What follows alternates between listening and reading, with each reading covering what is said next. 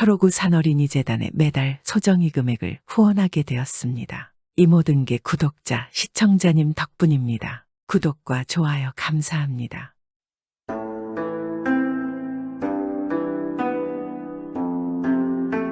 옛날 옛적에 한 산골 마을에는 이상한 노인이 한 분 있었습니다. 생김새를 보면 얼른 보기에도 보통 사람과 같지 않는 노인이었으나 인정 많게 생긴 눈과 어린 사람 입같이 어여쁜 입모습이 웃음을 띠고 있어서 퍽 사람 좋아 보이는 노인이었습니다. 노인은 한 번도 얼굴을 찡그린 일이 없었습니다. 아무나 보고 반가워하고 아무나 만나면 좋은 이야기를 하였습니다. 그리고 그 노인은 날마다 피리를 입에 대고 불었습니다. 비가 오거나 바람이 불거나 안 부는 날이 없었습니다. 피리 소리는 더할 수 없이 곱고 아름답지만 또한 이상하게도 아주 멀리까지 들렸습니다. 그런데 이상하게도 그 소리를 들으면 아무나 저절로 마음이 좋아지고 즐거워지는 것이었습니다. 그래서 사람마다 피리 소리를 들으면서 좋은 마음으로 자기 할 일을 부지런히 하였습니다. 남의 것을 욕심내거나 남의 것을 도둑질하는 사람도 없었습니다. 집집마다 먹을 것이 넉넉하고 마을 곳곳마다 꽃이 활짝 피어서 아무 걱정도 없고 근심도 없어 편안하게 지냈습니다. 그 이상한 피리 소리를 들으면 짐승들도 좋아하는 모양이었습니다. 사람들이 가깝게 와도 놀라서 달아나지도 아니하고 꽃나무 사이에서 어여쁜 소리로 노래만 부르고 지냈습니다. 참으로 그 노인이 피리를 불지 아니하면 어떻게나 머쓱하고 언제 시끄러워질지 모르므로 사람마다 진정 참 마음으로 다 감사하게 생각하고 있었습니다. 그런데 단 한 사람, 그 동네 촌장 한 분이 노인을 싫어하였습니다. 촌장은 아는 것이 많고 돈이 많아서 그런지 좀 거만한 노인이었는데 노인은 촌장보다 더 많이 알 뿐 아니라 촌장의 할아버지의 또 할아버지도 나아가서는 더 이전 일까지 잘 알고 있으므로 촌장에게는 그것이 아주 싫은 일이었습니다. 그래서 노인이 부는 피리 소리도 싫어하여 그 노인이 하는 일이면 모두 다 미워하였습니다. 더군다나 노인은 어린 아이들을 귀여워하고 이야기를 아주 재미지게 하므로 날마다 점심때부터는 파란 잔디밭에 앉아서 어린이들을 데리고 재미난 이야기를 해주는데 이것이 더 짜증나는 일이었습니다. 촌장의 마음을 더욱 짜증나게 하는 것이 유독 촌장의 외아들인 동동이가 다른 아이들 틈에 끼어서 날마다 노인의 이야기를 듣는 재미에 점점 노인과 친해지고 있다는 것을 알고 난 이유였습니다. 요놈아, 그까짓 피리만 불고 쓸데없는 얘기만 하는 늙은이에게 자꾸 가느냐? 하고 갔다 올 적마다 촌장은 아들을 꾸짖었습니다. 아니요, 그 어른은 재미나고 좋은 이야기만 해주시는데요. 정말 살면서 도움이 많은 이야기를 해주십니다. 하고 동동이가 대답하니까 듣기 싫다. 좋은 소리가 무슨 좋은 소리냐? 밤낮 거짓부렁이 얘기만 들으면 무엇이 좋으냐? 다시는 가지 마라. 촌장을 성을 내면서 몹시 꾸짖었습니다. 동동이는 똑똑하고 착한 아이였습니다. 그러나 아버지가 왜 그렇게 사람 좋은 노인을 미워하는지 그것만은 알지 못했습니다. 그렇게 몹시 우리를 귀여워해 주시고 또 좋은 유익한 이야기를 많이 해주시는 노인을 아버지는 왜 미워할까? 어른들마다 하는 말이 그 노인 때문에 우리가 잘 살아가는 것이라고 하는데 아버지만 혼자 왜 노인을 미워하시나 그것을 아무리 생각해도 알 수가 없구나. 하는 수 없이 동동이는 울었습니다. 다시는 그 좋은 노인에게 가지 못할 생각을 하고 동동이는 자꾸만 울었습니다. 그날 밤이었습니다. 깊은 밤에 쓸쓸한 산 밑에 노인이 혼자 사는 집에 대문을 흔드는 사람이 있었습니다. 어두운 밤중에 노인의 집을 찾아오는 사람은 이때껏 아무도 없었습니다. 이 밤중에 누가 왔을까 하고 노인이 문을 열고 내다보니까 천만 뜻밖의 어린 동동이가 서 있었습니다. 놀래면서도 반가워서 벌떡 안고 안으로 들어와 보니까 동동이의 어여쁘던 두 눈이 통통하게 부어 있었습니다. 동동이는 노인에게 안기더니 하염없이 눈물이 터져 흑흑 흐느껴가면서 우리 아버지가 그까짓 늙은이한테 가지 말라고 그래요. 하고 바른 대로 말했습니다. 왜 너의 아버지가 나를 미워하니 그런 것이냐? 솔직하게 말해 주겠니, 동동아? 예, 퍽 미워해요. 정말 이해할 수가 없는데 왜 우리 아버지가 이렇게 좋으신 어르신을 미워하는지 도무지 이해가 되지 않습니다. 노인은 그 말을 듣고 얼굴빛이 아주 좋지 못해졌습니다. 노인은 그 좋은 얼굴에 좋지 못한 빛이 돌기는 참말 처음이었습니다. 동동이는 걱정스럽게 그 얼굴을 쳐다보았습니다. 다른 사람들은 모두 좋아하는데 왜 우리 아버지만 그렇게 미워합니까? 그것은 너의 아버지에게 묻지 않으면 모른다. 그러나 그런 말을 아버지 보고 묻지는 말아라. 하시면서 노인의 얼굴은 더욱 말할 수 없이 슬픈 빛을 띠었습니다. 그것을 보고 동동이는 참다 못하여 또 훌쩍훌쩍 울기 시작했습니다. 울지 마라 동동아. 자 옛다. 내가 이 피리를 줄 것이니 다른 사람에게 보이지 말고 가져라. 하고 노인은 날마다 불던 피리를 동동이의 손에 쥐어주었습니다. 너의 아버지가 나를 미워하는 것은 아직 내 정성과 내 힘이 부족한 탓이다. 이 세상 한 사람에게서라도 미움을 받는 사람은 이 피리를 불 자격이 없는 사람이야. 그런 사람은 아무리 불어도 피리 소리가 나오지 않는단다. 자, 더 늦기 전에 이 피리 가지고 가서 남에게 보이지 말고 잘 가지고 있거라. 나는 아주 갈 터이다. 하고 노인은 동동이를 돌려보냈습니다. 그 이튿날부터 노인의 모습은 영영 보이지 않았습니다. 산 밑에 조그만 집도 횡하니 비어 있었습니다. 어디로 가버렸는지 그것을 본 사람도 아무도 없었습니다. 집과 집 뒷산을 뒤져 찾아도 노인이 간 곳은 알 수 없었습니다. 하루 이틀 지나도 노인의 소식은 도무지 없었습니다. 피리 소리도 노인이 없어지는 날부터 들리지 않았습니다. 그러니까 온 마을이 몹시 쓸쓸해지고 새와 짐승들도 벙어리가 된 것처럼 노래를 부르지 않고 꽃과 나무도 풀이 죽어서 축 늘어졌습니다. 그렇게 좋던 사람들의 마음이 거칠어져서 사람들 사이에 싸움이 생기고 사람들 중에는 남의 먹을 것을 빼앗아 가는 사람이 생기고 마을은 전과 다르게 시끄러워지기 시작하였습니다. 그러나 이 모든 것보다도 노인이 없어진 것을 제일 슬퍼하는 사람은 어린이들이었습니다. 그들은 마치 사랑하는 어머니가 돌아가 버린 것처럼 슬퍼하였습니다. 그러나 그 중에서도 더 슬퍼하는 아이는 동동이었습니다. 날마다 노인을 생각을 하고 아버지 몰래 울고 지냈습니다. 그러는 동안에 겨울이 되었습니다. 차디찬 북풍이 하얀 한방눈을 몰아쳐서 동네와 산이 온통 하얗게 눈 속에 덮여버렸습니다. 눈 오는 새벽에 동동이는 무슨 생각을 하였는지 일찍 일어나서 노인에게 받은 피리를 꺼내가지고 눈 쌓인 산으로 자꾸 올라갔습니다. 그날 아침에 처음으로 동네 사람들은 피리 소리를 들었습니다. 피리 소리가 들린 채 온갖 새들도 노래를 부르기 시작하였습니다. 사람들마다 마음이 다시 좋아져서 피리 소리가 들린다. 노인이 다시 왔나 보네 하고 아주 기뻐들 하였습니다. 노인을 미워하던 촌장은 그때서야 노인이 그토록 감사한 사람이라는 것을 깨달았습니다. 그리고 그 피리 소리를 듣고 얼굴에 이상한 새 빛이 돌면서 갑자기 벅찬 감동이 밀려왔습니다. 아, 노인이 오셨다. 천지신명과 같은 노인분께서 다시 오셨어. 아, 여태 그분을 미워했을까? 다시 만나서 모든 것을 용서를 구하고 두 번 다시 떠나지 말라 해야겠구나. 지금 이렇게 있을 수는 없구나. 빨리 뵈러 가야겠구나. 하고 기쁜 소리를 지르면서 피리 소리가 나는 산으로 뛰어 올라갔습니다. 산 밑까지 가서 보니까 산둔덕에는 하얗게 덮인 눈 위에 조그만 발자국이 움푹움푹 남아 있었습니다. 아니, 이 발자국은 동동이 신발 자국이잖아. 왜 동동이의 발자국이 여기에 있는 거지? 아무리 봐도 이건 동동이의 발자국이 맞아. 동동아, 어디에 있느냐? 하면서 그 신발 자국을 따라서 산 위로 자꾸 올라갔습니다. 한참이나 올라가서 산 꼭대기까지 올라갔습니다. 그러나 그때부터 피리 소리는 더 이상 들리지 않고 조그만 발자국만이 산을 넘어서 저쪽 숲속까지 남아있을 뿐이었습니다. 촌장은 발자국만 따라서 자꾸 뛰어갔습니다. 어디까지든지 한없이 뛰어갔습니다. 그날 밤이 되어서 하늘에 별이 반짝일 때에 촌장은 눈 위에 쓰러져 있었고 그의 혼은 동동이 뒤를 따라 하늘로 올라가서 반짝반짝하는 별이 되었습니다. 오래간만에 다시 들리는 피리 소리를 듣고 기뻐서 좋아하던 동네 사람들은 노인을 찾으려고 산 위로 올라가 보았습니다. 그러나 산 위에도 노인은 있지 않았습니다. 다만 조그만 동동이의 발자국이 두 줄기로 접현 숲 사이로 사라졌을 뿐이고 곱고 아름다운 피리 소리는 별 반짝이는 하늘에서 흘러내려오는 것이었습니다. 높게 낮게 흘러내리는 피리 소리는 동네 구석구석에까지 흘러 퍼졌습니다.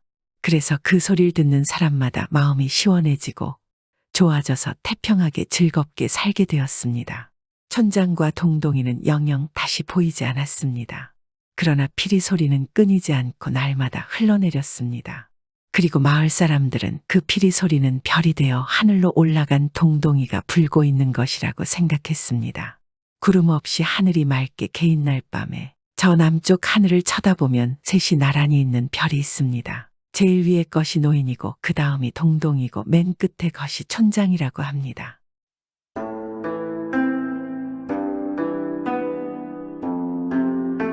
옛날 옛적 어느 바닷가 근처 마을에 소금장수 칠복이가 살았습니다.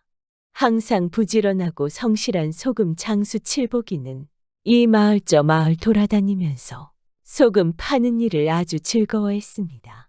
그렇게 소금을 팔아서 돈을 많이 벌지는 못했지만 칠복이는 아내 꽃분이와 함께 오순도순 잘 살았습니다. 아내 꽃분이는 항상 칠복이를 위해 아침밥을 정성껏 준비하고 칠복이 내조에 항상 최선을 다했습니다. 그래서 칠복이는 마음만은 어느 누구보다 부자였습니다. 그러던 어느 날이었습니다. 칠복이는 무거운 소금 가마니를 지게에 짊어지고 아침 일찍 집을 나서기 시작하였습니다. 조금이나마 소금을 더 팔기 위하여 서울로 떠나는 것이었습니다. 사랑하는 아내 꽃분이를 두고 혼자 떠나는 칠복이의 마음은 무겁기만 하였습니다. 그 마음을 눈치챈 현명한 꽃분이는 칠복이에게 말하였습니다. 서방님, 저 혼자 있다고 너무 걱정 마세요. 서방님 오실 동안 건넌마을 친구가 와서 같이 지내기로 했어요. 그러니 제 걱정은 마시고 먼 길 조심히 다녀오세요. 그리고 제가 주먹밥을 넉넉히 준비했으니 끼니 거르지 마시고 잘 챙겨 드셔야 해요. 아셨죠? 꽃분이의 말에 힘이 난 소금장수 칠복이는 갑자기 마음이 홀가분해지기 시작하였습니다. 그래서 무거운 소금 가마니를 짊어졌어도 조금도 무겁게 느껴지지 않았습니다. 그렇게 칠복이는 아내 꽃분이와 작별 인사를 하고 떠나기 시작하였습니다. 칠복이가 사는 마을에서 서울로 가는 길은 아주 멀어서 산을 넘고 개울을 건너는 힘든 길이었지만 칠복이는 집에 있는 아내 꽃분이를 생각하며 부지런히 걸음을 옮겼습니다. 그는 어깨 장단에 맞춰 흥겹게 노래를 부르며 걸음을 재촉했습니다. 그러나 하루 종일 서둘러 걸어갔는데도 어느새 해가 저물고 말았습니다. 아이고 큰일 났구나. 산속에서 하룻밤 쉬어갈 곳도 마땅치 않을 텐데 어찌하면 좋을꼬. 우선 더 빠르게 움직여보자. 마음이 급해진 칠복이는 더욱 빨리 움직이기 시작하였습니다. 산속을 최대한 벗어나고 싶었기 때문이었습니다. 이 산속이라도 벗어나야 그나마 하룻밤 쉬어갈 곳을 찾을 수 있지 않겠습니까? 하지만 어찌하면 좋을까요? 얼마 안 가서 하늘이 온통 시커멓게 변하더니 갑자기 천둥이 치며 소나기까지 내리기 시작했습니다. 하늘도 칠복이를 도와주지 않는 것일까요? 아이고 이런. 비가 갑자기 내리네. 이거 정말 큰일이구나. 소금이 젖으면 안 되는데 무슨 방법이 없을까? 칠복이는 빗방울에 옷이 젖는 것보다도 소금 가마니에 빗물이 스며들까봐 더욱 마음을 졸였습니다. 소금이 녹아버리면 아무에게도 팔 수가 없지 않겠습니까? 그럼 서울로 가서 소금을 팔려던 계획이 물거품이 되지 말입니다.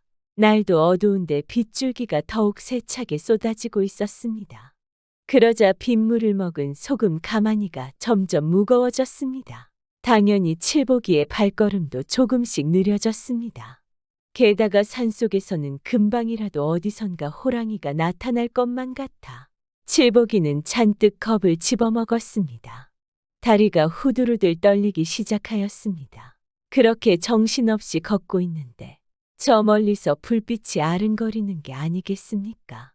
그 순간 칠복이는 반가운 마음에 휴하고 안도의 한숨을 내쉬었습니다. 와 다행이구나. 불빛이 있는 걸 보니 사람이 살고 있겠구나. 어서 빨리 가보자. 칠복이는 불빛을 보자 온몸에 힘이 솟는 듯 했습니다. 이제 조금만 더 힘내서 가보자. 저기 저 집에 가면 분명 오늘 밤은 편히 쉴 수 있을 거야. 칠복이는 조금 전까지 무겁게만 느껴지던 소금 가마니가 갑자기 솜털처럼 가벼워지면서 발걸음도 빨라졌습니다. 마치 아내가 기다리는 집에 가듯이 칠복이는 불빛을 향해 한 걸음에 달려갔습니다. 드디어 그 불빛이 있는 곳에 도착한 칠복이가 가까이 다가가서 살펴보니 주막집이 틀림없었습니다. 아, 어찌 이런 곳에 주막이 있단 말인가. 정말 다행이구나, 다행이야. 칠복이는 문 밖에서 숨찬 목소리로 주인을 불렀습니다. 여보시오, 주인 양반 계십니까? 아니, 이 늦은 밤중에 누구신가요? 주막집 안에서 고운 여인 목소리가 들려왔습니다. 칠복이는 얼굴에 흐르는 땀방울을 훔치며 사정을 이야기했습니다. 저는 서울로 소금을 팔러 가는 소금 장수입니다. 비가 오고 날이 저물어 더 이상 길을 갈 수가 없어서 그러는데 오늘 하룻밤만 여기서 자고 갈 수 있겠습니까? 제발 부탁드립니다. 그러자 곧 방문이 열리더니 한 여인이 나왔습니다. 그러시다면 누추하지만 어서 안으로 들어오세요. 그렇게 주인인 듯한 여인이 칠복이를 반갑게 맞아 주었습니다. 그는 비로소 마음이 놓였습니다. 얼마나 다행이지 않겠습니까? 호랑이 걱정은 더 이상 하지 않아도 될 것 같았고 또 비 때문에 소금이 물에 녹아 버릴 염려도 하지 않아도 되지 않겠습니까? 이 늦은 밤중에 정말 고맙습니다. 제가 분명 이 은혜는 나중에 꼭 갚도록 하겠습니다. 칠복이는 진심 어린 인사를 하면서 지게에 짊어졌던 소금 가마니를 마루에 내려놓고 방으로 들어갔습니다. 이제야 좀 살 것 같구나. 참 오늘 하루는 정말 힘들구나. 칠복이는 따뜻한 방에서 비에 젖은 옷을 말렸습니다. 조금 뒤 주인 여인이 저녁밥 밥상을 차려가지고 왔습니다. 소박한 밥상이었지만 배가 몹시 고팠기 때문에 꿀맛 같았습니다. 칠복이는 허겁지겁 순식간에 밥 한 그릇을 먹어치웠습니다. 아, 정말 잘 먹었다. 태어나서 이토록 맛있게 먹은 건 처음이구나. 배가 부르고 등도 따뜻해서 좋네. 그런데 왜 이렇게 자꾸 하품이 나오지? 정말 피곤하긴 피곤하구나. 이제 내일을 위해 잠시 잠을 자야겠구나. 하루 종일 무거운 소금 가마니를 지고 걷고 또 걸어서 몹시 피곤했던 칠복이는 따뜻한 아랫목에서 쿨쿨 잠에 골아 떨어졌습니다. 그런데 몇 시간이 지났는데 갑자기 몸이 으스스하여 잠에서 깨어보니 조금 열린 창문 사이로 찬 바람이 술술 들어오고 있었습니다. 칠복이가 창문을 닫으려고 할 때 어디선가 나지막한 발자국 소리가 들려왔습니다. 칠복이는 자기도 모르게 몸을 움찔했습니다. 그러고는 곧 피식 웃었습니다. 이런 겁쟁이 같으니 여기는 안전한 주막집 방이 아닌가? 걱정할 게 뭐가 있나? 조금 뒤 방문이 열리면서 주인 여인이 상을 들고 조심조심 안으로 들어왔습니다. 칠복이는 웬 상인가 싶어 멀뚱멀뚱 바라보았습니다. 저녁밥이 적어 시장하실 것 같아서 떡을 조금 가져왔습니다. 맛은 별로 없지만 드셔보세요. 주인 여인이 살며시 웃으며 말했습니다. 아니, 한밤중에 떡을 만들어 오다니. 이거 좀 이상하구나. 칠복이는 예상하지 않았던 일이라 어리둥절했습니다. 그러자 이 모습을 보고 주인 여인이 다시 말하였습니다. 마침 오늘이 남편의 제삿날이랍니다. 그래서 떡을 좀 만들었어요. 걱정 말고 드셔보세요. 아, 그렇군요. 감사히 잘 먹겠습니다. 그렇게 주인 여인은 상을 내려놓고 방에서 나갔습니다. 참 떡이 먹음직스럽게 생겼구나. 칠복이는 떡을 보자 금세 군침이 돌았습니다. 저녁을 먹긴 했지만 한숨 자고 일어났더니 조금 출출하네. 몇 개만 먹어볼까? 칠복이는 떡을 몇 개 맛있게 먹은 다음 시원한 김치 국물을 후루룩 마셨습니다. 그런데 뭔가 좀 이상했습니다. 참 잘 먹었다. 이렇게 말을 하려고 했는데 도무지 말문이 열리지가 않았습니다. 마치 꿀먹은 벙어리라도 된 것 같았습니다. 아니, 이럴 수가 있나? 왜 말문이 열리지 않는 것이지? 당황한 칠복이가 주인 여인을 불렀습니다. 그런데 이게 웬일일까요? 분명히 주인 여인을 불렀는데 칠복이의 입에서는 엉뚱한 소리가 튀어나왔습니다. 그건 짐승들이 입을 털 때 내는 소리와 아주 흡사하였습니다. 아니, 내가 왜 이러지? 왜 말이 제대로 나오지 않는 거지? 이거 뭔가 이상한데. 그 순간 칠보기의 등줄기를 타고 식은땀이 주르륵 흘렀습니다. 칠보기는 아무리 생각해도 지금 무슨 일이 벌어지고 있는 건지 알 수가 없었습니다. 그런데 그뿐만이 아니었습니다. 칠보기가 자기 몸을 보니 어느새 갈기가 달린 말이 되어 있었습니다. 아, 이게 뭐야? 내가 왜 이런 모습이 된 거지? 정말 내가 말이 된 건가? 칠보기는 머리를 마구 흔들었습니다. 도저히 믿을 수 없었기 때문이었습니다. 사람이 하는 말 대신 이상한 소리를 내는 말이 되자 칠보기는 눈앞이 캄캄했습니다. 그리고 갑자기 변해버린 자신의 모습이 너무 무서웠습니다. 그때 문 밖에서 방 안을 엿보던 주인 여인은 음흉한 미소를 지었습니다. 사실 주인 여인은 칠보기의 행동을 처음부터 끝까지 몰래 지켜보고 있었습니다. 그럼 그렇지. 내가 이렇게 술수를 부리는데 네가 말로 변하지 않을 수 없지. 오늘도 다행히 내 계획대로 되었구나. 못된 주인 여인의 술수에 넘어간 칠보기는 그만 말이 되고 만 것이었습니다. 그런데 왜 주인 여인은 칠보기를 말로 변하게 한 것일까요? 여보시오, 나는 사람입니다. 나 좀 살려주시오. 왜 나한테 이런 짓을 하는 것이오? 당신이 이런 짓을 하고도 무사할 것 같으시오. 아무리 소리쳐도 말이 된 칠보기의 입에서는 말이 내는 소리만 나왔습니다. 그 모습을 지켜보고 있는 주인 여인은 씩 웃으며 말하였습니다. 그래, 가만히 보니 이 말은 제법 비싸게 받겠는걸. 털에 윤기가 자르르 흐르는 게 아주 마음에 들어. 주인 여인은 칠보기를 아니 말을 마구 간 말뚝에 단단히 묶었습니다. 칠보기는 집에서 기다리고 있을 아내를 생각하니 눈물만 뚝뚝 흘렸습니다. 얼마나 사랑하는 아내가 그립지 않겠습니까? 이튿날이 되었습니다. 드디어 아침이 밝았구나. 장터에서 저 말을 팔아 돈을 벌게 되면 무엇을 살까? 히 신난다. 주인 여인은 주막집에 오는 손님들을 말로 변신시켜 장터에 내다 팔아서 돈을 벌고 있었던 것이었습니다. 그렇게 주인 여인은 아침밥을 먹자마자 콧노래를 부르며 칠보기 즉 말에 고삐를 지고 장터로 나갔습니다. 나를 놓아주란 말이다. 이 못된 여자야. 날 다시 사람으로 돌려달란 말이야. 말이 된 칠보기가 몸부림을 쳤습니다. 그렇게 주인 여인의 손에서 달아나려 했지만 말고삐를 단단히 쥐고 있어 그럴 수가 없었습니다. 칠보기는 어쩔 수 없이 끌려갔습니다. 장터에 나가자마자 털에 윤기가 자르르 흐르는 말은 어느 농부에게 비싼 값에 팔렸습니다. 농부님, 말이 아주 튼튼하니까 일을 무척 잘할 거예요. 오늘 횡재하신 거예요. 나중에 저한테 무척 고마워하실 거예요. 농부에게서 돈을 받으며 주인 여인이 말했습니다. 말이 된 칠보기는 농부에게 끌려 결국 어느 마을로 왔습니다. 마을 사람들은 계속 이상한 소리를 내면서 우는 말을 구경하기 위해 몰려들었습니다. 말의 울음소리를 들어보니 제법 쓸만하겠는데 하며 사람들이 모두 부러워하자 농부는 어깨를 으쓱했습니다. 그럼 내가 비싼 값을 주고 산 말인데 당연히 쓸만해야지. 이 말이 옆에 있으니 아주 든든하구만. 농부는 말에 갈기를 쓰다듬으며 자랑스럽게 말했습니다. 하지만 말이 된 칠보기는 미칠 것만 같았습니다. 아무것도 모르는 농부는 조금 뒤 말즉 칠보기에게 여물을 잔뜩 먹였습니다. 그러고 나서 밭으로 끌고 나가 쟁기질을 시작했습니다. 하지만 말이 된 칠보기는 정신이 하나도 없었습니다.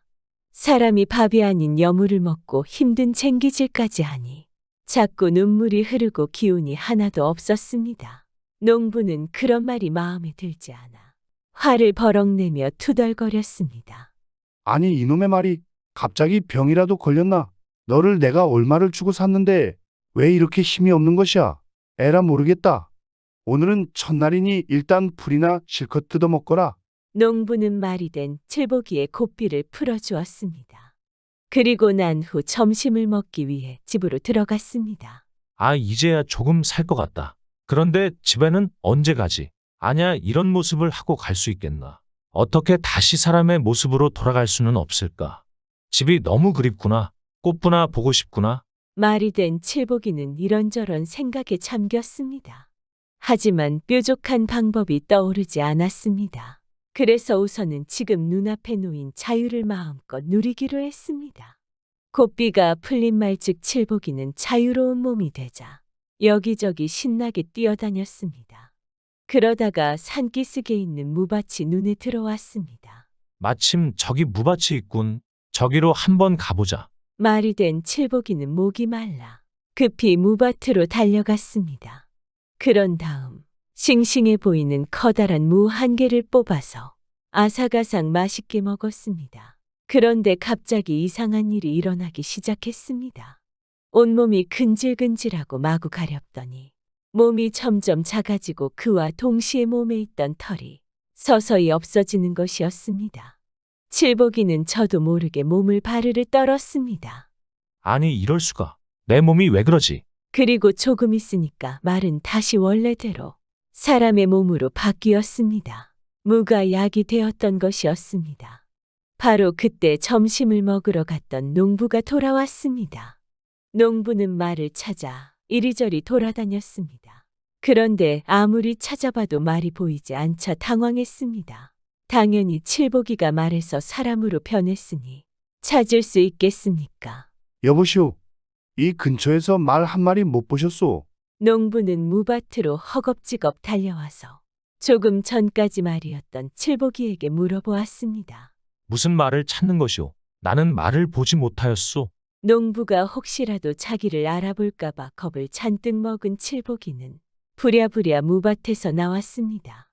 그러고는 그는 뒤도 돌아보지 않고 앞을 향해 달렸습니다. 달리다가 걷고 또 걷다가 달려서 칠복이는 마침내 집으로 돌아왔습니다. 집으로 돌아온 칠복이를 본 아내 꽃분이는 그를 반기며 말하였습니다. 아니, 여보. 벌써 다녀오신 거예요? 소금은 다 팔았어요. 꽃분이는 집으로 돌아온 칠복이를 반갑게 맞아 주었습니다. 그러자 칠복이는 눈물을 흘리며 좋아했습니다. 말이 아닌 사람의 모습으로 집에 무사히 와서 아내를 볼 수 있다는 자체만으로 너무 좋았습니다. 정말 이건 기적이구나. 하마터면 말이 돼요. 평생 일만 하다가 죽을 뻔했어. 칠복이는 자기가 당한 일을 떠올리자 눈앞이 아찔했습니다. 그래서 자신을 말로 만들어 팔아버린 주막집 여인을 그냥 놔둘 수 없다고 생각했습니다. 그래, 내가 이대로 가만히 있을 수는 없지. 나처럼 당하는 사람이 없도록 벌을 줘야 돼. 며칠 뒤 칠복이는 다시 주막집을 찾아갔습니다. 칠복이는 주막 근처에서 해가 저물기를 기다렸습니다. 자신의 모습을 알아보지 못하도록 차림새를 감쪽같이 바꾸었지만 혹시 몰라서 날이 어두워지기를 기다렸다가 주막 안으로 들어갔습니다. 주인 양반 계십니까? 이 늦은 밤중에 누구신가요? 지나가는 사람인데 날이 저물어 더 이상 길을 갈 수가 없으니 오늘 하룻밤만 자고 갈 수 있겠습니까? 어서 오세요.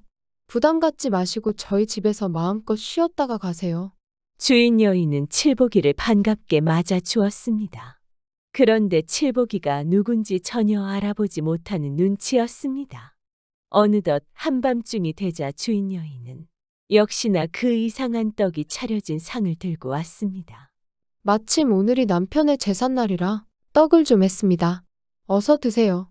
이 말을 들은 칠복이는 주먹을 불끈 쥐었습니다. 이번에는 절대 안 속는다. 두고 보자. 칠복이는 그 떡을 몰래 감추었습니다. 빈 접시만 상위에 놓고 누워서 잠을 자는 척했습니다. 주인 여인은 칠복이가 당연히 말로 변할 것으로 믿었습니다.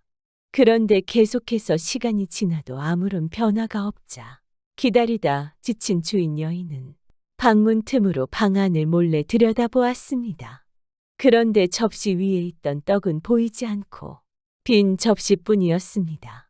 그럴 리가 없는데 뭐가 잘못된 거지? 저렇게 떡을 다 먹어 치웠는데 이상하네. 주인 여인은 아무래도 떡이 잘못된 것 같다는 생각을 했습니다. 그래서 부엌으로 들어가 남아있던 떡을 시험 삼아 먹었습니다. 그런데 잠시 후 주인 여인은 눈앞이 캄캄했습니다. 시험 삼아 떡을 먹었던 자신이 말이 되어 가고 있는 것이 아니겠습니까? 주인 여인은 어떻게 해야 좋을지 몰라 당황하기 시작하였습니다. 그녀는 말로 변하는 방법만 알았지 사람으로 되돌아오는 방법은 몰랐던 것이었습니다. 결국 주인 여인은 자기 꾀에 자기가 넘어가 말로 변했습니다. 이튿날 아침이 되자 칠복이는 말이 된 주인 여인을 끌고 서울로 갔습니다. 말이 된 주인 여인은 몸부림을 쳤습니다. 칠복이의 손에서 달아나려 했지만 말고삐를 단단히 쥐고 있어 그럴 수가 없었습니다. 이 나쁜 여자야. 아니지, 이제 말이지. 너도 이제 당해보니 다른 사람의 기분을 알겠느냐? 제발 잘못했어요. 한 번만 살려주세요. 그럼 뭐든지 하겠습니다. 칠복이는 말이 된 여인의 말은 듣는 채도 안 했습니다. 장터에 있는 사람들은 말즉 주막집 여인을 보자 와 정말 탐스러운 말이네 하며 관심을 갖기 시작하였습니다. 결국 그 말은 어느 집 대감에게 비싼 값으로 팔려가게 되었으며 그 후에도 계속 말로 살아가며 힘든 나날을 보내게 되었습니다.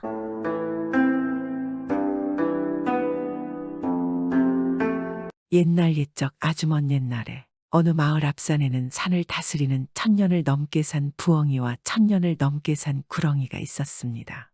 부엉이는 암컷이지만 정의롭고 선한 성정을 지녔으나 구렁이는 포악하고 난폭하기 그지없는 수컷이었습니다. 이 둘은 오래 산 만큼 아주 신령하고 도술도 뛰어났습니다. 그래서 부엉이와 구렁이는 사람의 몸으로 변한 채 살았습니다. 그리고 그들의 몸은 불사의 몸이었습니다. 아무리 상처가 나도 다시 회복되었습니다. 허나 이 둘의 사이는 너무나 다른 성정 탓에 늘 좋지 못했고 구렁이의 포악한 행동을 부엉이가 늘 막아세우다 보니 부엉이와 구렁이 사이는 오랜 기간 절천지 원수로 아주 안 좋은 사이였습니다. 둘은 수백 년간 싸움을 해왔는데 둘 다 불사의 몸이라 서로를 죽일 수도 없고 그저 지겨운 싸움만 계속되어 갔습니다. 그리고 싸움은 산에 있는 다른 생명들을 괴롭게 하였습니다. 그리하여 어느 날 둘의 싸움을 보다 못한 산신령이 나타나 말했습니다. 너희들 이제 그만 싸우도록 해라. 어차피 둘은 서로를 죽일 수도 없지 않느냐. 아예 오늘부터 부엉이 너는 이 산의 동쪽에, 구렁이 너는 이 산의 서쪽에 살도록 해라. 그리고 둘 중에 누구라도 먼저 서로의 몸에 상처를 가한다면 내가 큰 벌을 내릴 것이니라 명심해라. 먼저 상대방을 공격해서 상대방 몸에 상처를 입히면 내가 천벌을 내릴 것이야. 산신령의 말에 부엉이와 구렁이는 결국은 서로 영역을 갈라서 살게 되었습니다. 먼저 공격을 하여 상대방에게 상처를 입히면 산신령이 나타나 엄벌을 내릴까 두려웠기에 둘은 싸울 수가 없었습니다. 말싸움은 입만 아플 뿐이고 이제는 서로를 공격할 수 없게 된 둘은 각자의 영역에서 살아갔습니다. 부엉이는 그렇게 구렁이에 대해 잊고 평화로운 나날을 보내고 있었습니다. 부엉이의 영역이 된 동쪽은 평온하였으나 구렁이의 영역이 된 서쪽은 매일 구렁이의 포악한 행동을 막을 존재가 없어 아수라장이 되어갔습니다. 하지만 부엉이는 산신령의 엄명이 있었기에 그것을 어찌할 수 없이 지켜만 보았습니다. 한편 동쪽 영역에서는 부엉이 자신을 공격할 존재도 없고 동쪽 영역도 평화로워졌으니 안심을 하고 후손을 보기 위해 둥지를 꾸리고 알을 낳았습니다. 부엉이는 정성스럽게 알을 품어주었고 곧알에서 귀여운 새끼들이 부화하였습니다. 아이고 우리 귀여운 아가들 기다려봐라. 곧 맛있는 먹이를 가져다 주마. 부엉이가 새끼들을 먹이기 위해서 먹이를 구하러 간 사이에 어둠 속에서 둥지를 노려보고 있던 존재가 있었습니다. 그것은 바로 오랜 기간 부엉이와 원수로 지내왔던 구렁이였습니다.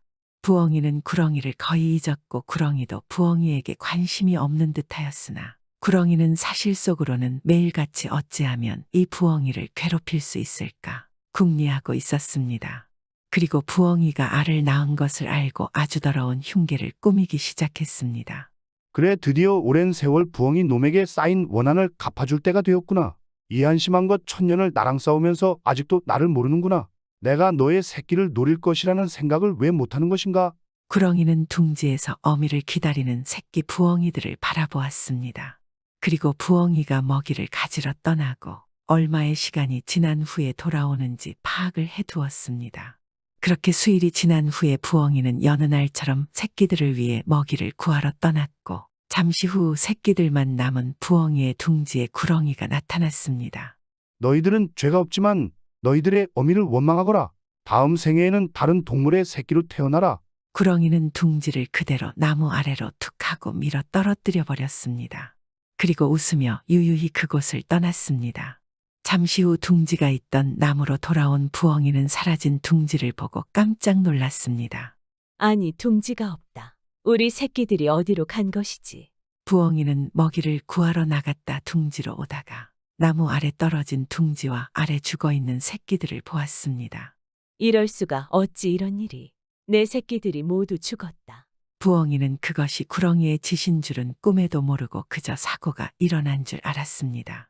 그래서 세상을 떠난 자식들을 나무 아래 고이 묻어주며 슬퍼하였습니다. 부엉이는 몇 날 며칠을 먹지도 못하고 그렇게 새끼들의 무덤 앞에서 슬퍼하였습니다. 그 모습을 숨어서 매일 지켜보는 구렁이는 너무 통쾌하였습니다. 아이고 저미운 부엉이가 슬퍼하는 것을 보니까 참으로 좋구나. 하지만 구렁이는 언제까지 부엉이를 지켜만 볼 수 없고 이 산의 동쪽도 내 차지로 하고 부엉이는 영영 쫓아내고 싶은데 어찌해야 하나. 구렁이는 막상 부엉이가 슬퍼하는 모습을 보니 더 욕심이 났습니다. 그리고 좋은 생각이 떠올랐습니다. 그래 이대로 숨길 것이 아니라 내가 부엉이 저놈에게 둥지를 떨어뜨리는 것이 나라는 것을 알려주면 부엉이 저놈이 잔뜩 화가 나서 나를 먼저 공격해 올 것이야. 그렇게 나를 먼저 공격하면 저놈이 산신령님께 큰 벌을 받게 될 것이야. 그렇게 구렁이는 슬그머니 어둠 속에서 나와 슬퍼하고 있는 부엉이를 향해 외쳤습니다. 아주 통쾌하구나. 내가 너의 새끼들을 땅에 떨어뜨렸지. 어떠냐 가슴이 찢어질 것 같지. 나에게 어찌 복수를 할 수 있을까? 나에게 상처를 내면 산신령에게 벌을 받을 텐데. 구렁이가 그렇게 말하고는 부엉이 앞에서 계속 웃어댔습니다. 그러자 부엉이는 구렁이를 당장이라도 공격할 듯 노려보았습니다. 내 이놈 가민이가 내가 내 새끼들을 저 세상으로 보내다니. 부엉이는 곧장 하늘로 날아올랐습니다. 구렁이가 그런 부엉이를 바라보고 생각했습니다. 제발 나를 공격해라. 산신령이 보고 있을 것이다. 그런데 그때였습니다. 하늘로 날아오른 부엉이가 그대로 나무 위에 앉았습니다. 그리고는 아무렇지 않은 듯 나무 위에서 잠을 자기 시작했습니다. 그러자 오히려 애가 타는 것은 구렁이가 되었습니다. 아놈의 부엉이야. 너는 분하지도 않느냐? 내가 내 새끼들을 다 죽였는데도 이대로 가만히 있을 생각이냐? 참으로 잠이 오는 것이야. 구렁이는 계속 부엉이를 도발했습니다. 하지만 부엉이는 그러면 그럴수록 더욱 평온한 표정을 지으며 아무렇지 않은 듯 나무 위에서 잠을 잤습니다. 너는 바보가 분명하구나. 내가 너 같은 한심한 바보와 수백 년을 싸웠다니 참으로 아까운 세월이로군. 구렁이는 그렇게 말하고는 돌아갔습니다. 구렁이가 돌아가는 것을 확인하자 부엉이의 눈에서는 눈물이 흘러내렸습니다. 그 눈물은 새빨간 붉은색 피눈물이었습니다. 구렁이 내 이놈, 내가 너의 꾀에 넘어갈 줄 아느냐. 반드시 이 원한을 갚을 것이니라. 부엉이는 당장이라도 구렁이를 찾아가 새끼들의 복수를 하고 싶었습니다. 하지만 현명한 부엉이는 그것이 좋은 방법이 아니라는 것을 알았습니다. 그리고 더욱 완벽하게 구렁이에게 복수할 방법을 생각하였습니다. 그저 화나서 흥분해서 다짜고짜 달려드는 것은 정말로 바보나 하는 짓이야. 나는 반드시 원수 구렁이 놈에게 완벽하게 복수할 방법을 찾을 것이다. 그때부터 부엉이는 자신이 할 수 있는 모든 생각을 동원하여 방법을 찾아갔습니다. 그리고 매일매일 하늘을 날며 구렁이를 몰래 관찰하였습니다. 부엉이가 관찰한 구렁이는 밤에는 산속에서 쉬다가 낮이 되면 산 아랫 마을의 관아에 가서 사또에게 술상을 얻어먹으며 놀다 오곤 하였습니다. 그리고 모든 것을 지켜보고 있던 부엉이는 이를 이용하여 구렁이를 직접 공격하지 않고 구렁이에게 복수를 할 꾀가 생각났습니다. 부엉이는 암행어사의 모습으로 변장을 하였습니다. 그리고 구렁이가 산에 들어가 있는 한밤중에 사또의 집을 찾아갔습니다. 그리고 가짜 마패를 보이며 들어갔습니다. 그것을 본 하인이 헐레벌떡 달려가 자고 있는 사또를 깨웠습니다. 뭐냐, 이 밤중에 왜 나를 깨우는 것이냐? 사또가 잔뜩 화를 내며 일어났는데 하인이 그런 사또의 귀에다 대고 뭐라고 이야기를 하였습니다. 그러자 갑자기 사또는 황급히 의관을 고쳐 입고 곧 암행어사로 변신한 부엉이에게 달려왔습니다. 아이고, 세상에 어사날이 어찌 이리 야심한 밤에 행차십니까? 사또의 물음에 부엉이는 매우 심각한 표정으로 말했습니다. 전하의 어명을 받고 나는 전국을 돌아다니며 세상을 어지럽히는 나쁜 유물들을 처리하고 있는 중이라네. 헌데 용안도사에게 최근 이 마을에 고약한 유물이 드나든다는 이야기를 들었지. 그리고 살펴본 바 웬 사내가 매일같이 산에서 나와서 관아에 왔다가 한참 있다가 다시 산으로 들어가더군. 사또는 영문을 몰라 하다가 문득 최근에 부쩍 자신의 집에 자주 방문하여 술을 얻어먹고 가는 젊은이를 생각해냈습니다. 아니 설마 그자가 요물이란 말입니까? 관아의 일을 처리하는데 아주 좋은 방법들을 일러주어서 요즘 대접을 잘해주고 있었습니다. 헌데 그자가 요물이었다니. 만약 그자가 요물이 맞다면 닭피를 뿌리면 원래의 모습을 드러낼 것이다. 내일 그자가 찾아오면 닭피를 뿌려보고 만약 정체를 드러내면 이 검으로 요물을 쳐 없애도록 하게. 암행어사는 품에서 단검 하나를 건네주었습니다. 아니 이검은 무엇입니까? 이런 단검으로 요괴를 죽일 수 있습니까? 그냥 제가 가진 장검으로 베어버리면 되지 않겠습니까? 아니야, 다른 칼은 놈을 벨 수 없어. 이 칼은 그런 요물을 죽일 수 있는 검이지. 반드시 이 검으로 요물을 찌르게. 사또는 검을 받고 그리하겠다고 다짐을 하며 품속에 검을 잘 간직했습니다. 그리고 다음 날 낮이 되었습니다. 부엉이는 마을의 가장 높고 나뭇잎이 우거진 나무에 숨어 앉아서 구렁이가 변한 남자가 나타나기만을 기다렸습니다. 그리고 잠시 후 젊은이가 유유히 산에서 걸어 나와서 관아로 들어갔습니다. 사또 오늘 또 찾아왔습니다. 오늘도 술 한 잔만 내주시면 제가 아주 재미있는 이야기를 해드리지요. 젊은이의 말에 사또는 호쾌하게 웃으며 젊은이를 반겼습니다. 오 자네 왔는가 마침 기다리고 있었다네. 재미있는 이야기 말고 내가 아주 골치 아픈 송사가 하나 있는데 그것을 어찌 처결해야 할지 좀 말을 해주게나. 여봐라 여기 술상을 대령하라. 사또 의망에 곧 술상을 나왔습니다. 그런데 그때였습니다. 사또가 벌떡 일어나서 술상을 두 손으로 꽉 잡았습니다. 그 모습을 보고 젊은이가 고개를 갸우뚱하였습니다. 사또는 술상에 술병을 잡고 그대로 젊은이에게 뿌렸습니다. 술병에 있던 것은 사또의 언질로 미리 담겨있던 달개피였습니다. 으악 뭐야? 이건 달기피 아니야. 이놈이 감히 내게 달기피를. 젊은이는 벼랑간 닭피를 머리에 뒤집어 쓰고 당황하여 대굴대굴 마당에 굴렀습니다. 그리고 잠시 후 인간의 모습에서 커다란 구렁이의 모습으로 변했습니다. 이럴 수가 참으로 요물이었구나. 사또는 구렁이 요물인 것을 확인하고서 품에서 어제 암행어사에게 받은 검을 뽑아 구렁이의 몸통에 꽂았습니다. 그러자 구렁이는 웃으며 말했습니다. 이 미천한 인간아, 나는 이미 불사의 몸이니라. 아무리 나에게 상처를 내어도 곧 회복한다. 너는 날 절대 죽일 수 없다. 구렁이가 아무렇지 않은 듯 사또를 덮치려 몸을 세웠습니다. 그러자 사또가 당황하여 뒤로 물러났습니다. 이럴 수가 어찌 통하지 않는단 말인가. 그리고 곧 구렁이가 사또를 덮치려는 찰나 갑자기 구렁이가 몸을 부르르 떨더니 괴상한 비명을 지르며 바닥을 뒹굴었습니다. 으악 아파, 이게 어찌 된 일인가? 상처가 회복되기는커녕 더 커지고 있지 않은가? 이게 어찌 나는 불사의 몸이거늘. 그런데 그때였습니다. 나무 위에서 이를 몰래 지켜보고 있던 부엉이가 순간 관아에 담벼락에 날아와 앉았습니다. 그리고 말했습니다. 구렁아, 어리석은 구렁아. 어떠냐, 너에게 꽂힌 검이 나의 한을 담은 한마도이니라. 산신령님이 가르쳐 주었다. 피눈물을 흘리는 한이 있으면 어떤 것도 벨 수 있는 칼을 만들 수 있다고. 부엉이의 말을 들은 구렁이는 경악을 하였습니다. 뭐라 한마도라고? 이것을 어떻게 너가 가지고 있는 것이지? 부엉이가 사또에게 건네준 한마도는 자식을 잃은 어미의 한이 뭉쳐져야만 만들 수 있는 검이었습니다. 예로부터 이무기를 죽이는 검으로 전해 내려오는 것인데 불사의 몸이 된 구렁이를 죽일 수 있는 유일한 칼이었습니다. 그리고 자식을 잃은 여인이 한 바로 구렁이 때문에 자식을 잃은 부엉이가 자기 가슴에 맺힌 절절한 한을 모으고 모아서 만들어낸 한마도였습니다. 내 놈은 내 놈이 저지른 악행으로 스스로 죽음을 자초한 것이니라. 이럴 수가, 내가 이렇게 죽다니. 내가 천년을 살아온 세월을 이렇게 어이없게 날리다니. 구렁이는 고통에 몸부림치다가 결국 한 줌의 재로 변해버렸습니다. 구렁이가 죽는 것을 본 부엉이는 사또에게 원수를 갚게 도와주어 고맙다고 인사를 하고는 다시 산속으로 허이허이 날아갔습니다. 사또는 어리둥절한 표정으로 먼 산을 하염없이 바라보았습니다.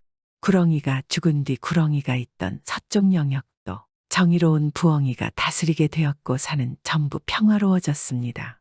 부엉이는 다시 새끼를 낳아 잘 키우며 오래오래 산을 잘 다스리며 살아갔다고 합니다. 이번에도 자식에 대한 어머니의 절대적인 사랑 이야기입니다. 천년을 싸워도 죽이지 못한 구렁이를 자식을 잃은 안으로 단칼에 베어버린 것입니다. 역시 옛날 이야기나 요즘 이야기는 한 가지는 똑같은 게 있습니다. 그것은 바로 어머니의 사랑 아니겠습니까?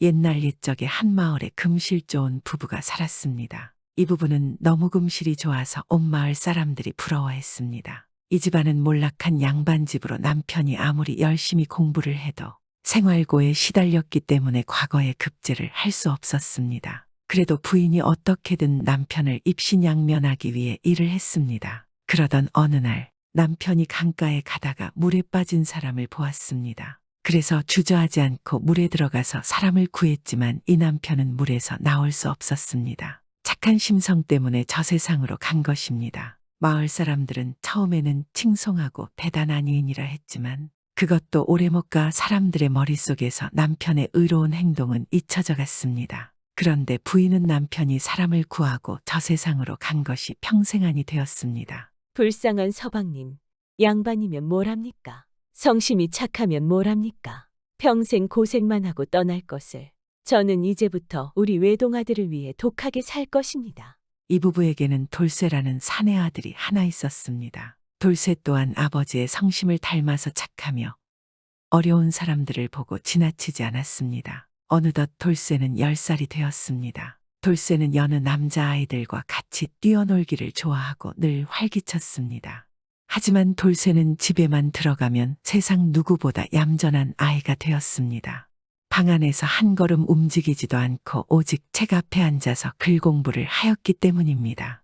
그리고 그것은 돌쇠의 의지는 아니었습니다.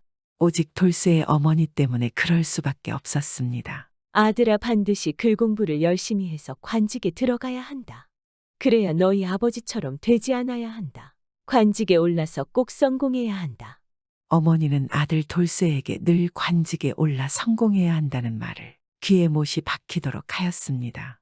하루는 돌쇠가 서당에 가는 길에 물에 빠진 한 노인을 구하고 물에 잔뜩 젖어서 서당에는 못 가고 다시 집으로 돌아온 일이 있었습니다. 마을 사람들은 어려움에 처한 노인을 도운 돌쇠의 착한 성품을 아주 칭찬했습니다. 물에 빠진 사람을 구하고 저 세상에 간 돌쇠의 아버지와 같다고 말입니다. 그러나 어머니는 돌아온 돌쇠를 아주 화내며 매우 꾸짖었습니다. 이놈의 자식이 서당에 가서 글 공부를 해야 할 시간에 어디서 뭘 하는 것이냐. 뭐 물에 빠진 노인을 구해 아주 잘했구나. 그래서 그것 때문에 서당을 못 간 게냐. 노인이 나중에 네가 관직을 못 얻고 있으면 도와주신다든. 그리고 너에 대해 고마워할 거라 생각하느냐. 은혜라는 것은 그때뿐이다. 어머니 그래도 어찌 어려움에 빠진 사람을 그냥 지나친답니까? 이 녀석아, 내가 지금 생각할 것은 남의 어려움이 아니야. 너는 너만 생각해야지 무슨 수를 써서라도 관직에 올라서 성공할 생각만 하면 되는 것이야. 그래, 어려움에 빠진 사람들을 지나치지 못한 너의 아버지가 어찌 되었는 줄 아느냐. 다른 사람들 구하겠다고 자기 목숨을 내놓았다. 그런데 그래서 어찌 되었느냐. 너는 애비 없는 자식이 되었고 나는 남편 잃은 과부가 되었다. 알겠습니다. 어머니 잘못했습니다. 지금이라도 서당에 빨리 가겠습니다. 이렇게 착한 돌쇠는 어머니의 말이라면 늘 군말하지 않고 따랐습니다. 홀몸으로 자신을 고생해서 키우는 어머니에 대한 난스러운 마음도 컸고 자신 또한 관직에 올라 성공해야겠다는 각오가 컸기 때문입니다. 이러한 일은 여러 번 반복되었고 칭찬받아 마땅한 돌쇠의 선행들은 오히려 어머니에게 큰 꾸지람을 듣는 일이 되었습니다. 그리고 돌쇠가 자신만 생각하고 이기적으로 행동할 때는 어머니는 아들 돌쇠를 몹시 칭찬하였습니다. 그래, 그거야. 너만 생각해야 한다. 너만 네가 성공하는 것 말고는 아무것도 중요하지 않아. 돌쇠는 늘 어머니의 가르침을 따르려 노력하였고 그러다 보니 성품 또한 서서히 바뀌어 갔습니다.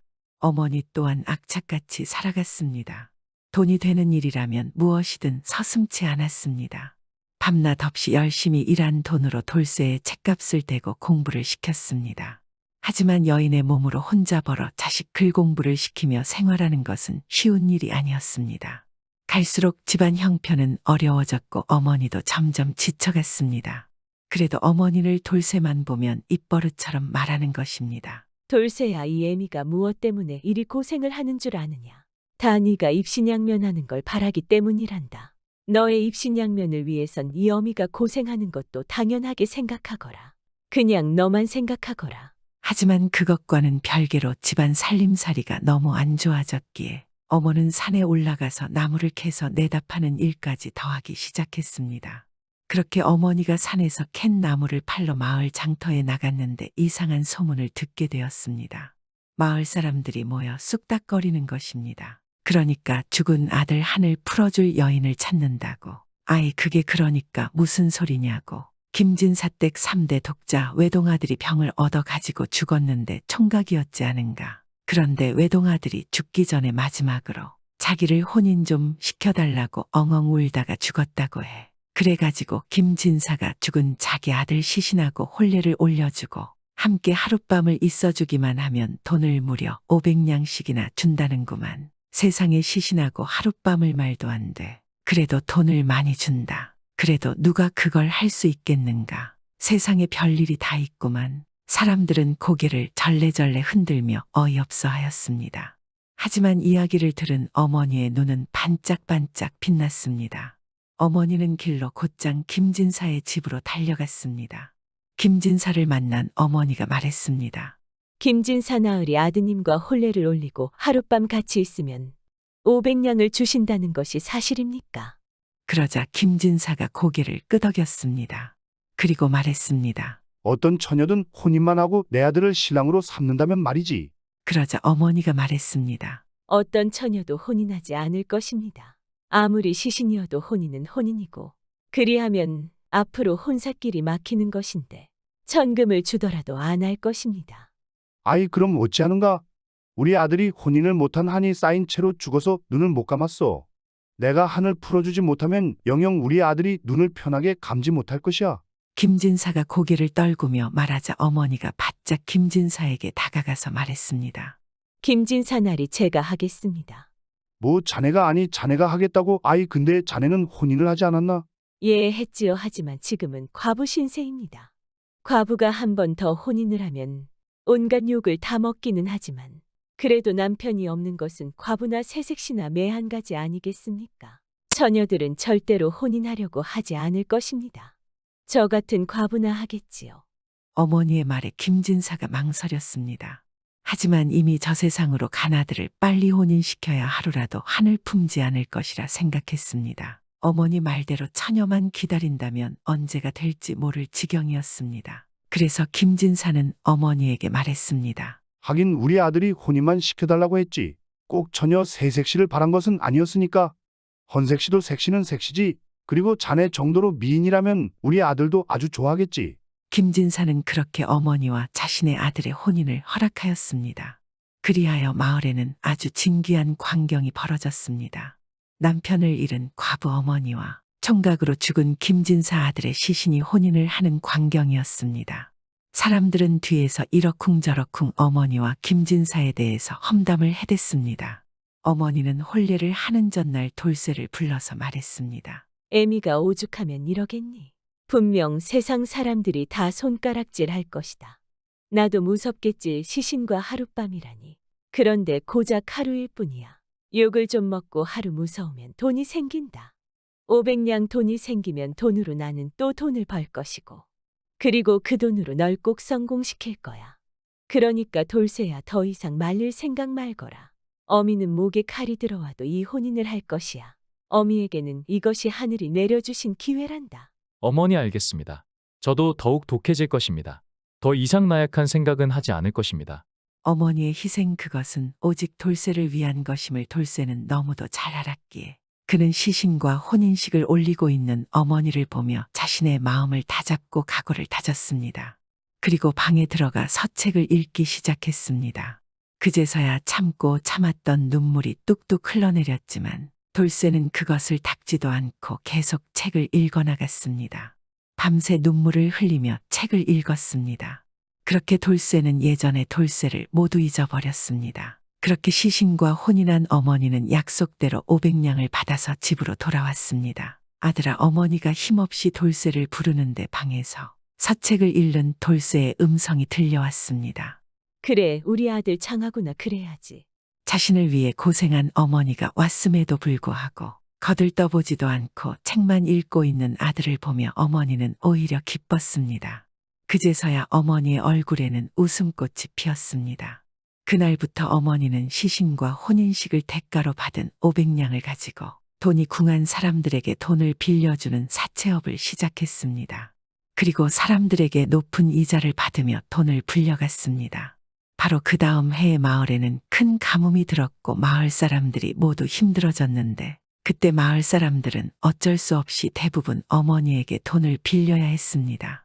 어머니는 마을 사람들의 어려움을 이용하여 더 높은 이자를 부르고 돈을 빌려주었습니다. 그로 인해 가뭄이 끝난 후에도 마을 사람들은 빌린 돈의 높은 이자에 시달리며 고통을 받았고 어머니를 손가락질하였습니다. 사람들이 그렇게 뒤에서 욕을 해도 어머니는 아무렇지도 않았습니다. 오히려 더 악착같이 돈을 모았고 그렇게 돈을 불리고 또 제법 운도 따라주어서 어느새 인근에서는 딸을 자가 없는 아주 큰 부자가 되었습니다. 그리고 돌쇠 또한 과거에 합격을 했습니다. 하지만 그리 좋은 성적이 아니었기에 말단 관리를 맡게 되었습니다. 이걸 알게 된 어머니는 돌쇠를 불러서 말했습니다. 아들아, 걱정하지 말거라. 이애미가 여태 돈을 왜 모았겠느냐? 다 널 위해 그리한 것 아니냐? 내가 이 돈으로 널 높은 관직에 오르게 할 것이다. 그러자 돌쇠가 웃으며 말했습니다. 예, 어머니 당연히 그리하셔야죠. 제가 마을 사또만 된다면 그깟 돈을 금방 모을 수 있을 것입니다. 그리고 어머니가 자식을 위해 그 정도는 해야 하지 않겠습니까? 어머니는 돌쇠의 말에 너무 좋았습니다. 착하고 착한 아들이 자신과 같아진다는 게 너무 좋았습니다. 그리하여 돌쇠는 어머니 덕에 한마을의 사또로 부임했습니다. 그리고 사또로 부임한 날부터 마을 사람들을 괴롭히기 시작했습니다. 오로지 돈이 목적이었습니다. 돌쇠는 이방을 불러서 말하는 것입니다. 이 마을에 산 것 주제에 돈이 많은 놈들이 많다고 들었다. 그런 자들이 어찌 재물을 많이 모았겠느냐. 모두 불러 모아서 철저하게 조사해라. 절대 무고한 자는 없을 것이다. 그렇게 돌쇠는 힘있는 양반은 건들지 않고 단지 상민이라는 이유만으로 그들을 괴롭혔습니다. 마을에 동꽤나 있는 상민들은 모두 돌쇠에게 끌려가 말도 안 되는 문초를 당했습니다. 그리고 하지도 않은 죄를 인정하고 재물이며 땅이며 모두 돌쇠에게 빼앗겼습니다. 또한 양반들이 아무리 큰 죄를 지어도 뒤에서 뇌물을 받고 모두 풀어주었습니다. 그렇게 모은 재물들은 어머니가 한 것처럼 권력 있는 재상들에게 바치고 뒤를 부탁했습니다. 이렇게 승승장구를 하던 돌쇠를 보고 어머니는 너무 기뻤습니다. 역시 내 아들이야. 내 그리 고생해서 키운 보람이 있지. 지금처럼 저렇게만 한다면 훗날 정승도 살 수 있을 거야. 하지만 돌쇠와 어머니의 행복은 그리 오래 가지 않았습니다. 돌쇠의 악행이 조정에 알려졌습니다. 억울하게 당한 사람들이 너무 많아서 하루에도 수십 개의 상소가 올라왔습니다. 결국 돌쇠와 그의 뒤를 봐준 탐관오리들은 모두 하옥되어서 임금의 판결만 기다리게 되었습니다. 이 사실을 안 어머니는 포졸에게 뒷돈을 주고 옥에 갇힌 돌쇠를 찾아왔습니다. 그리고 돌쇠에게 말하는 것입니다. 아들아, 걱정 말아라. 이애미가 전 재산을 팔아서라도 널 꺼내어 줄게. 이 어미를 믿거라. 그러자 돌쇠는 체념한 듯 어머니한테 말하는 것입니다. 어머니 그만하면 됐습니다. 저보다 높은 재상들도 어떻게 될지 모르는 판국의 어머니가 할 수 있는 것은 없습니다. 그리고 어머니도 지금이라도 늦지 않았으니 마음 고쳐서 살기 바랍니다. 제가 이 지경인 된 것도 모두 어머니가 가르쳐준 욕심 때문 아니겠습니까? 돈과 관직에 올랐지만 저는 항상 즐겁지 않았습니다. 어머니와 힘들게 살던 어린 시절이 저는 정말 행복했습니다. 그 말을 남기고 얼마 있지 않아 돌쇠를 비롯한 탐관오리들은 모두 처형당했습니다. 어머니는 그제서야 정신이 들었습니다. 착한 아들을 이리 만든 게 모두 자신의 욕심 때문이라는 것을 말입니다. 그래서 어머니는 전 재산을 팔아서 그동안 괴롭혔던 사람들에게 돌려주고 아무도 알지 못하는 절에 들어가서 평생 속죄하며 살았습니다. 오늘은 어머니의 잘못된 모성애가 자식을 망친다는 이야기이지 않겠습니까? 요즘에도 종종 이런 어머니들의 이야기가 들려옵니다. 그런데 이 어머니들은 한번 생각해 봐야 합니다. 착한 성심의 돌쇠를 누가 이렇게 만들었는지 말입니다. 구독은 공짜입니다.